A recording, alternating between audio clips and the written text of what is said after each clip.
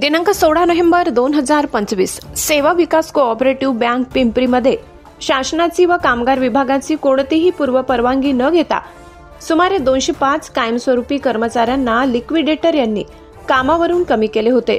राष्ट्रीय श्रमिक आघाडीचे अध्यक्ष कामगार नेते यशवंतभाऊ भोसले यांनी मध्यस्थी केल्यानंतर सहाय्यक कामगार आयुक्त यांनी कामगारांना कामावर घेण्याचे आदेश दिले, अशी माहिती कामगार नेते यशवंतभाऊ भोसले यांनी पिंपरी येथे पत्रकार परिषदेत दिली।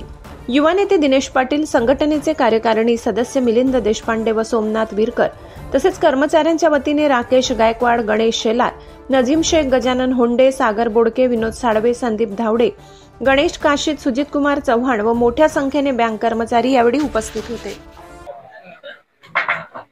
नोव्हेंबर 22 मध्ये 205 कर्मचाऱ्यांना, ज्यामधले 2 जणांचं निधन झाले, 203 आहेत आता, अशा कर्मचाऱ्यांना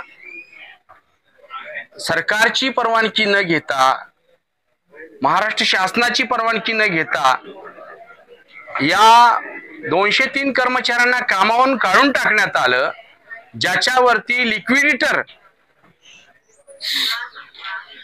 डी.के. काळे यांची स्वाक्षरी आहे। या बँकेचे व्यवहार बंद करण्यात आले, त्या सगळ्या डॉक्युमेंट्सवर देखील लिक्विडेटरची डी.के. काळेंची स्वाक्षरी आहे। हे डी.के. काळे लिक्विडेटर हे या कर्मचाऱ्यांना मी तुम्हाला काहीतरी नुकसान भरपाईची तरतूद करून तुम्हाला ती भरपाई देण्याचा प्रयत्न करतो असं सांगून गेली 3 वर्ष त्यांना झुलवत ठेवलेले आहेत। 203 कर्मचाऱ्यांना त्या अचानक काढलेल्या बेकारीच्या कुऱ्हाडीमुळे, संसार उद्ध्वस्त आर्थिकदृष्ट्या झाल्यामुळे एका कर्मचाऱ्याने गळफास घेऊन आत्महत्या केली, एक हार्ट अटॅकने मेला, अनेकांचे परिवार उद्ध्वस्त झाले। आणि हे फक्त तुम्ही सरकारकडे जाऊ नका, तुम्ही कोर्टात जाऊ नका, कुठल्या युनियन मध्ये जाऊ नका, अशा पद्धतीचं त्यांना सांगून दबाव देत होते। आणि कर्मचारी उद्या काहीच मिळणार नाही त्यापेक्षा रोज जायचे, विचारायचे बँक चालू होणार आहे का, पैसे देणार आहे का, आमच्या वसुलीचं काम चालू आहे, अमुक चालू, ही 3 वर्ष उत्तरे दिल्यानंतर आता दिवाळीच्या अगोदर सप्टेंबर महिन्यामध्ये हे कर्मचारी राष्ट्रीय श्रमिक आघाडीकडे आले, आम्हाला भेटले येऊन।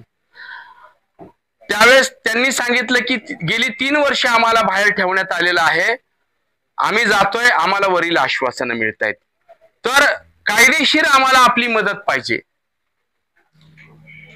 मी ज्यावेळेस सगळ्यांना सभासद सप्टेंबर महिन्यामध्ये करून घेतलं 2025 ला, त्यावेळेस सभासद करून घेतल्यानंतर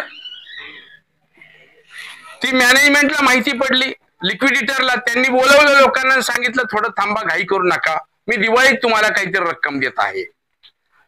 ज्यावेळेस दिवाळीत 1ही रुपया नाही मिळाला, त्यावेळेस ह्या कर्मचाऱ्यांनी आमच्याकडे सांगितलं की काय मिळालं नाही, तेव्हा आम्ही सहाय्यक कामगार आयुक्त यांना 29/10/2025 ला पत्र दिलं आणि काय सरकारची परवानगी बँक क्लोजरला, बँक बंद करायला, बँकेचे विभाग बंद करायला, त्याचप्रमाणे कर्मचाऱ्यांना कपात करायला, कारण 100च्या वर जर कर्मचारी असतील तर परवानगी सरकारची घ्यावी लागते, कर्मचारी 100च्या वर असतील, इथे तर 203 आहेत, मग तुम्ही परवानगी घेतली होती का?